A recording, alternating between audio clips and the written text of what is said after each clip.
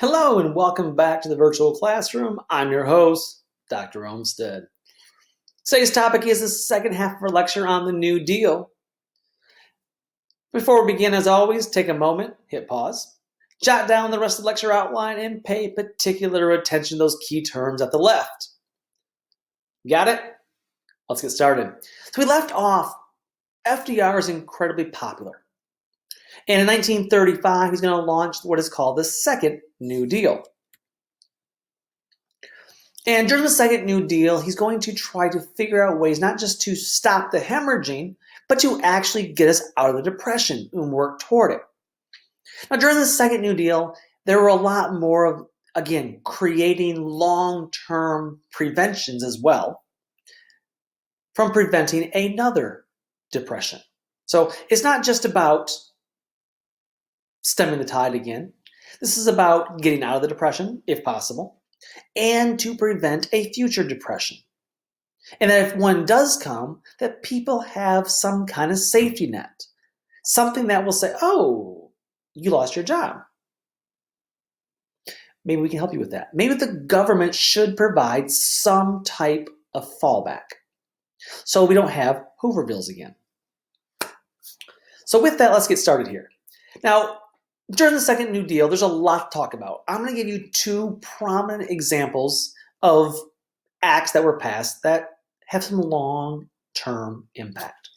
The first one is the National Labor Relations Act, aka the Wagner Act. Now, the Wagner Act is incredibly important in history. Even though if I ask any of you today, I'm sure not one of you ever heard it before. Especially if you live in Texas, where pretty much this act is anathema. Because the Wagner Act in 1935 guaranteed by federal law the right to organize a union. You heard that right. For the first time in U.S. history, the government was now not stepping in to use the U.S. Army and military against workers. Instead, the U.S. government is saying, no, no, no. Workers have a right to gather together and collectively bargain. Because the reality is, without unions, without strength in numbers being unified with a strong organization, companies, businesses, employers can trample individuals through fear. The threat of losing a job. Now, right away, FDR realized that, okay, great, they have a right to use a union, but what can we do to enforce this, right? This enforceability issue. And so with this act, they created what's called the NLRB, the National Labor Relations Board. And basically this was meant as a government agency, a government board, that was designed to be an arbiter. So when there is a dispute between the company and the workers, the NLRB can step in and make sure that the laws, including the right to organize a union, are being protected. And if they need an extra negotiating help, they can step in and help negotiate. This is what it is. And the thing is, this act was a godsend to workers. Let me give you an example. Because this is past 1935. This act, the question would be, of course, like the NRA previously, would it have teeth? Would it actually work? Would the government actually uphold the right for workers? And so it would be put to the test very quickly. And it would be put to the test in my hometown of Flint, Michigan. You see, again, I don't know your political persuasions. I don't know your opinion on unions. There are very few things in history I will tell you my full opinion on. Because again, it's not my job. I'm telling you history. Let me tell you a story about how hellish it was to be a laborer in the 1930s, 1920s. This is one of those topics I have done extensive research on.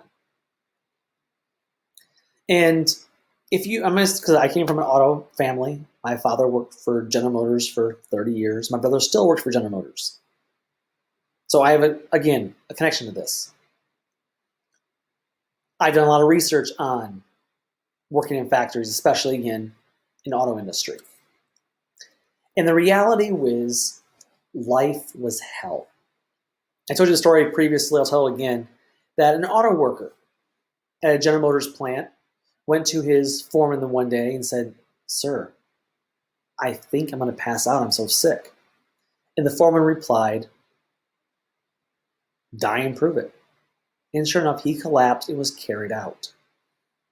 It was common that if you were to complain about things like the assembly line being sped up to make you work faster for no more pay, like being told to work, today we're going to work a 12-hour shift rather than an 8-hour shift.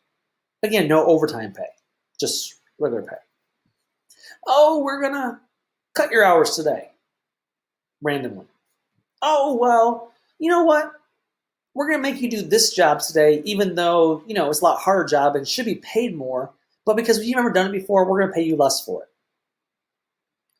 And if you complained about anything, about bathroom breaks, smoke breaks, lunch breaks, the foreman would take you and say, come here. Come on this window over here and look over there. You see that window over there? See all those people out there? They're all dying to have your job, so shut up and get back to work. I had to read stories when I was researching labor. Again, at General Motors. Again, Ford and Chrysler were just as bad. Where one man, he recalled having to go home at night. He was so tired from being run ragged at work that when he got home at night, he couldn't even have the energy to sit in a chair at the table. He recalled collapsing on the kitchen floor on his back, and his wife came next to him. His wife's name is Firminia.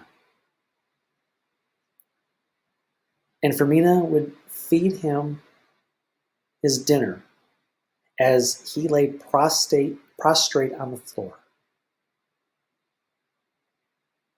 Because he just didn't have the energy to do it. Then the next morning, he had to do it all again. Because again, you had to do it to work. Another story of a man who recalled coming home. And this was told by his children, actually. And I don't remember if it was a son or daughter, and it's irrelevant.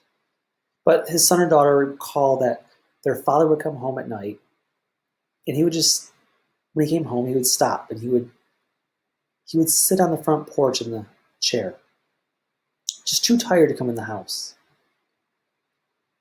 And his kids would come out, and his wife, and they would help him take off his boots that he wore for work. As he took off his boots, all they saw was a bloody sock. They would help take off the sock, and his foot was swollen. It was black and blue. It was bloody.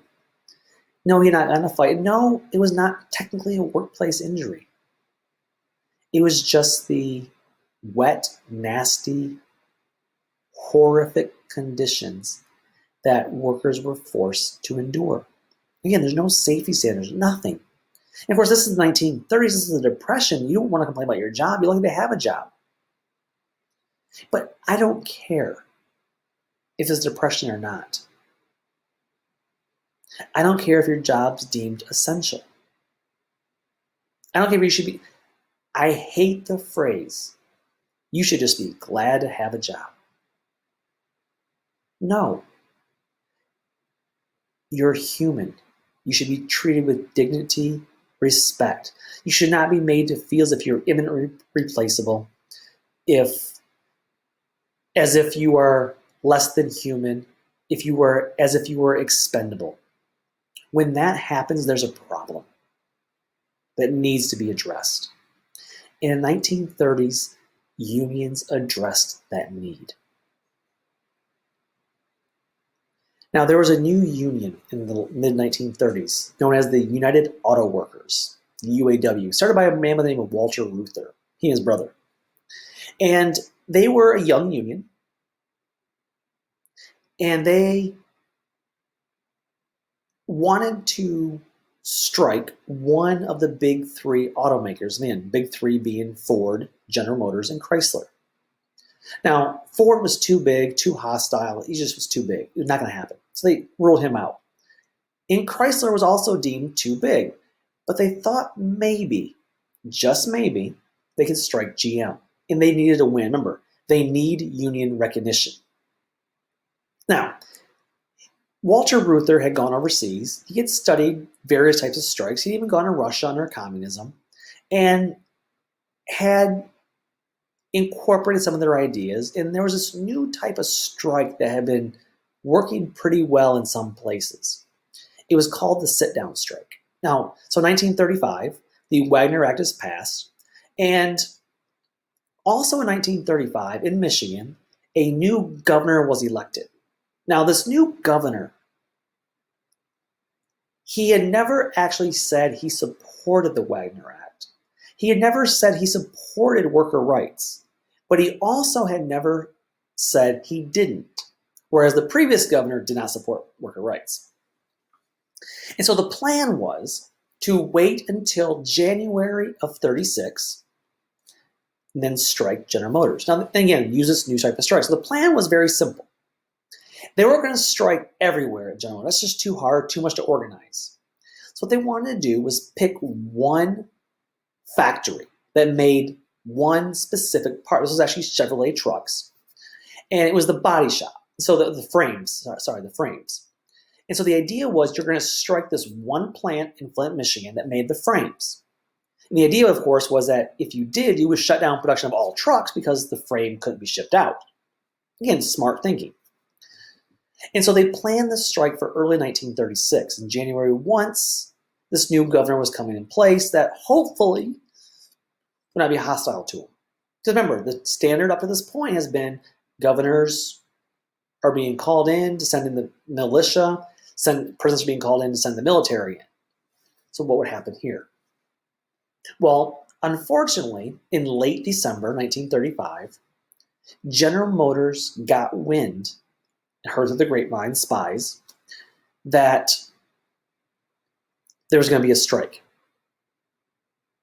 And so in late December 1935, they started to suddenly one morning begin to use trains to remove all the frames of these trucks from this plant in Flint, Michigan, known as Chevy Plant Number 1. And so the workers go to lunch, and while they're at lunch, they're like, we're in trouble. They know. And so they called an impromptu meeting, said right then, said, guys, we got to stop right now. So they went back to work after lunch, and when the whistle blew, the bell rang, the whistle blew, to start work again after lunch, all the men just stopped. They turned the machines off, and they sat down. Now think of the genius of a sit-down strike. Because in the old strikes, you struck outside, you protested, you marched, and the goal, of course, the problem was the corporation, the business would always try to bring in scab laborers to take your place. But if you're inside the building and they bring in scab laborers, they can't work because you're in the way. So again, that's smart. Now the downside of this is you are technically trespassing on private property. Remember, the business owns the property, owns the building. And you are now trespassing, whereas if you're outside, you can peacefully protest, right? So there's give and take here. And so as the story goes, they all sit down and they strike. Now, they very quickly realize that few rules must be put in place. Number one, they sent all the women home. There were a few women who worked there, and they didn't want any bad publicity of public relations, and so all the women were sent home. In contrary to popular belief, a number of African Americans were also part of this, and some Mexican Americans were part of this. However, you'll never find any pictures of them because this is one of the few pictures of them actually inside the plant. And it was, again, done for political purposes and public relations purposes. You didn't want this mixed race group. They organized themselves into committees and hierarchies, and the basic rule was do not destroy anything, because once you destroy the equipment, the owner has a right now to come in and throw you out. So you can't destroy anything. And so They're there. And so in late December 1935, they sit down. And they just, every day, they stay there. Now, how do they get fed? Well, good question. Their wives. Women played a vital role in this. The women came by every day, and they would hand them food through the windows so they could stay. And then remember, there are some things you can cook in there too, as far as areas you can eat in the kitchen area. And so in 1936, the sit-down strike starts, and 1937, it continues in 1937, and it will last until February of 1937. This was not an easy fight. General Motors does not want to give in. They do not want to recognize the union. In fact, at some points they'll say, okay, fine. We will give in a little bit extra higher wages, but we're not recognizing the union. But the UAW was holding out for recognition. At one point, the Flint police are called in to use tear gas.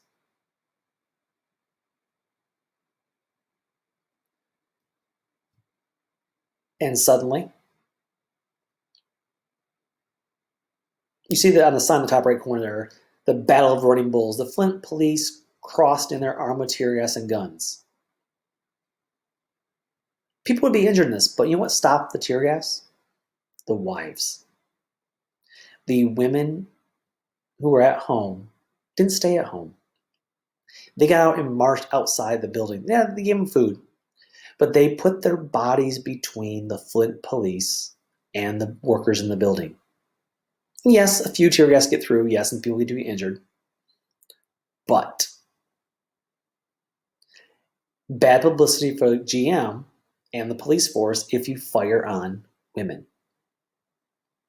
And therefore, the tear gas stopped. Now, the new governor comes in. And sure enough, he sends in the National Guard, Michigan National Guard, but instructs them to keep the peace. Now again, had the workers done destruction, they may have done something different. Instead, the National Guard just kept the peace, did not oust the workers. As a result, as you see the sign, after 44 days, on February 11th, 1937, General Motors recognizes that the UAW is a legitimate union. The Wagner Act worked the way it's supposed to. And as a result, General Motors now became a union building, or a union now was representing the workers in the negotiations against General Motors, and workers would start to enjoy higher wages, better work conditions, better pay, better health care. Now, a few years later, they will strike against Chrysler and beat Chrysler. And then during the 40s, early 40s, they will strike against Ford. And it's a fascinating story which we have time for. It's bloody. It's violent. There were hired goons. And yes, Henry Ford once said he would rather shut down the entire Ford Corporation than give in to the union. And actually give credit to his wife, supposedly is the one who convinced him otherwise. Said, Henry, just give in. And eventually he does. It works. And by the way, when you go to your job someday and you're thankful for a 40-hour work week, you're thankful for healthcare as part of your contract, the UAW is integral to getting those things. Those are called benefits.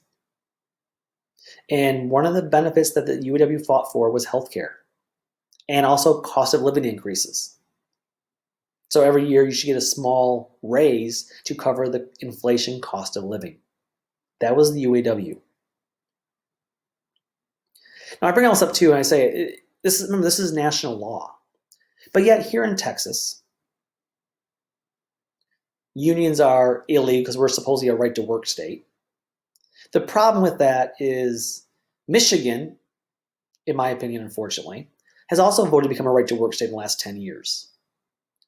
Unions are still allowed there. So right to work does not mean unions are not allowed. But here in Texas, let's talk about teachers for a minute. If teachers strike, it's illegal. Because back in the 1990s, teachers struck for higher wages. They were paid worse than checkout clerks at the grocery store. And they got their wage increase. But at the same time, the state legislature passed laws that said strikes are illegal. And if you do strike, you can lose your teaching license and your pension.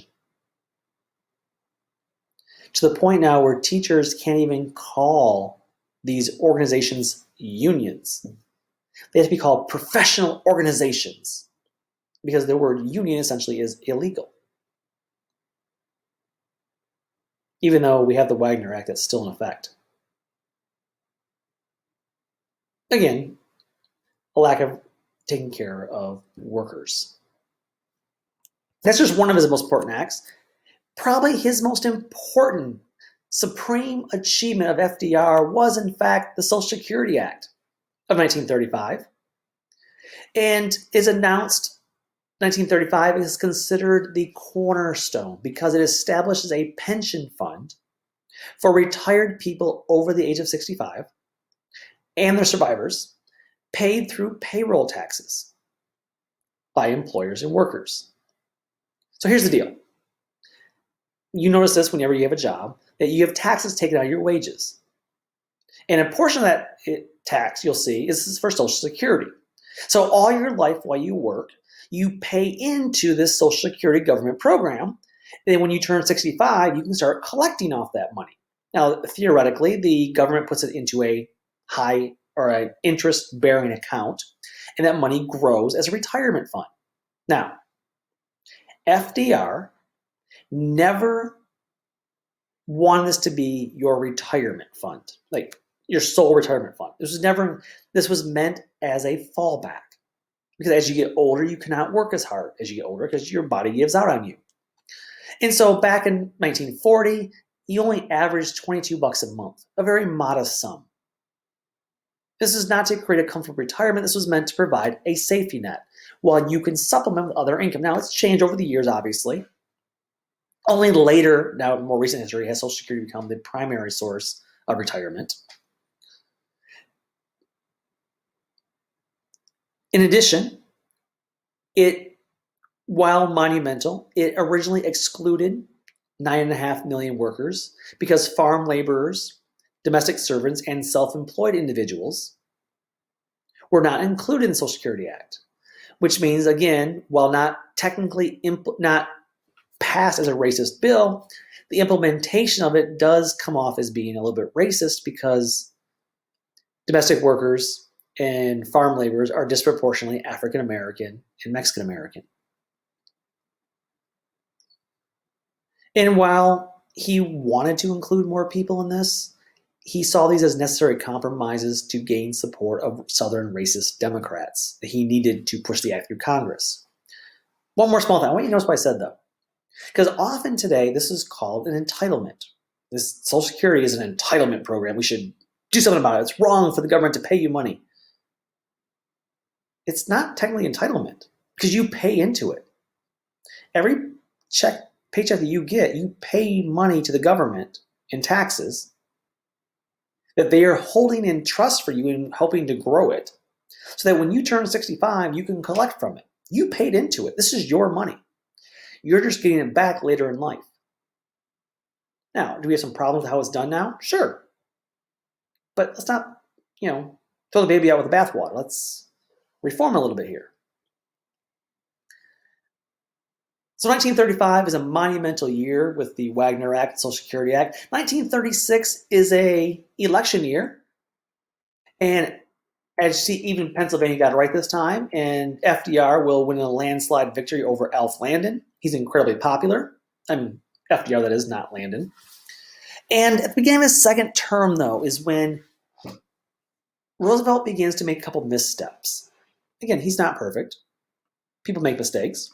And he makes some big mistakes. He begins to overreach. Now remember, he was facing what he considered a very hostile, conservative Supreme Court who had been kind of chipping away at his New Deal programs. And so he proposed, because you can't get rid of your Supreme Court justices, they're there for life, right? No term limit on them. So he proposed that we should add 6 more Supreme Court justices and 50 more federal judges. Anyone want to take a guess who appoints federal judges and Supreme Court judges? Ding, ding, ding. The president. And of course, in his mind, he's doing this to protect the New Deal programs. This is what it's needed. Now, of course, this is where even fellow Democrats said no. It became known as what's called the court packing scheme. And even his allies, especially his opponents, nailed him for this. And this went nowhere in Congress. Because essentially, you can't change this. And this has been brought up in recent years, both by Democrats and Republicans. We should add more Supreme Court justices to ensure that our vision goes forward. But when you change that, realize that someday it's going to swing back the other way anyway. And you should not be changing the Supreme Court in this instance. And as it turned out, he didn't need to do it. Now, first of all, this incredibly damages his reputation. This was seen as dramatic dictator-type overreach. And as it turned out, he didn't need to do it. Because the reality is, the Supreme Court ended up upholding both the Wagner Act and the Social Security Act. But this was really FDR's first big kind of black eye, or his first loss. And it severely marred his image. And then really kind of things got worse for him for a little bit. Because of this guy right here. Now, not that he's a bad guy in general, but he reminds me of a miser. And sure enough, Henry Morgenthau was the Treasury Secretary under FDR. And both he and FDR were not comfortable with our national debt. Now, FDR, despite people think he's a far left liberal, he was not comfortable with a large national debt. And during the Second New Deal, there became a national debate over budget deficits. And Treasury Secretary Henry Morgenthau argued that we need to have fiscal restraint. We need to bring our budget back into balance. He said, hey, unemployment is slowly going down. Productivity is rising. Now it's time to, quote, strip off the bandages and throw away the crutches, unquote. And again, FDR agreed with this in principle. He had been willing to run budget deficits for a time, but he was never happy. He was never comfortable with them. It made him feel uneasy. He doesn't want to have an unbalanced budget. This is one side of things. The other side of the spectrum was this man, John Maynard Keynes. Now, he was a British economist. Now, John Maynard Keynes developed this theory that became known as Keynesianism. This is a theory that in the short run, especially during recessions and depressions, that economic output is strongly influenced by total spending. In other words, budget deficits during recession, good. Balancing the budget during the recession, bad. Don't do it. So what does it actually mean in layman's Dr. Olmsted terms? During a recession or depression, a deficit's okay. But to get out of it, the government needs to pump money into the economy. In other words, spend your way out of it. Government works programs, etc. Now, you should understand Keynesianism. Keynesianism becomes the most influential economic theory for the foreseeable future. In fact, we still embrace Keynesianism for the most part. Unfortunately, though, for the United States in 1937, Henry Morgenthau won the debate. And sure enough, in 1937, FDR began cutting federal spending and trying to balance the budget. Within 6 months of these cuts, the economy began to sputter again. And so in 1937, you see the line right here, the Roosevelt Recession right here. See, we're doing better, better, better. Then we hit, because unemployment right here is rising, see? So we were doing a little better, dropping the unemployment, and then boom, he cut spending, and our unemployment numbers shot back up again. And but to his credit, remember what he said. You try something, if it fails, admit it, and try something else. And so he admitted it in late 37, this is a failure. In 1938, he reversed course. He embraced Keynesianism. And again, you see the economy begins to recover again. Unemployment goes down, in other words, in this case. But please note, this is very important. The New Deal does not end the Depression. Does it stave off the hemorrhaging? Yes. Does it help? Yes. What does end the Depression? Well, that'll take a war. So what are our legacies of the Depression? Number one, does not end the Depression. Also, unfortunately, it fails the neediest Americans, especially African Americans and then also Native Americans and Mexican Americans. But one thing, other things it does is, so there's some downsides to it. But on the positive side, it vastly increased the role of the federal government and the presidency. It ushered in a new era of how we view the presidency. It also created what's called the welfare state, which is kind of a derogatory word, but what it actually is a social safety net. In other words, maybe we should have things like unemployment insurance. Maybe we should have things like Social Security to help the elderly out because they can't work. Also, it established a new democratic coalition. What do I mean by that? Well, this new democratic coalition consisted of those old Southern Democrats, which were usually racist, granted, but it brought in ethnic immigrants and African Americans from big cities and labor. In other words, FDR almost completely reshaped the Democratic Party and bringing many new voters into its fold.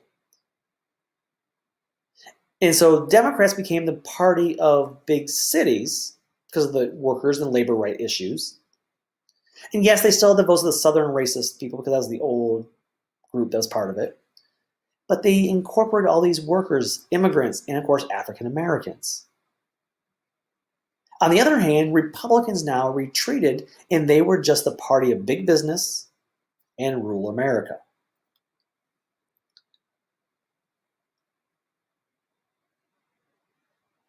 Lastly, it created what's known as the liberal consensus.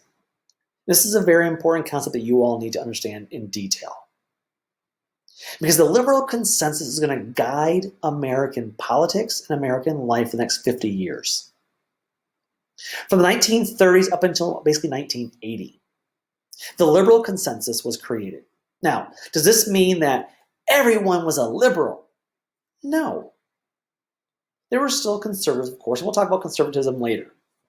But during this liberal consensus period, both major parties agreed on a couple things. Both parties, Republicans and Democrats in general, believed that a stronger federal government was good.